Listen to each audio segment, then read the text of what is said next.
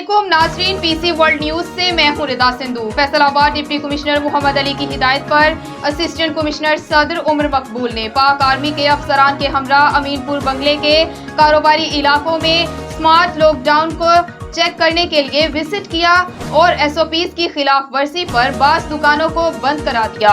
हमारे नुमाइंदे खुसूसी गुलाम दस्तगीर हैदर की रिपोर्ट के मुताबिक उन्होंने मुख्तलिफ बाजारों का मुआयना किया, म्यूनिसिपल कमेटी के स्टाफ को मुतहरिक अंदाज में ड्यूटी इंजाम देने की ताकीद की। उन्होंने कहा कि हुकूमती हिदायत की खिलाफ वर्जी किसी सूरत बर्दाश्त नहीं की जाएगी, लिहाजा खिलाफ वर्जी से गुरेज किया जाए।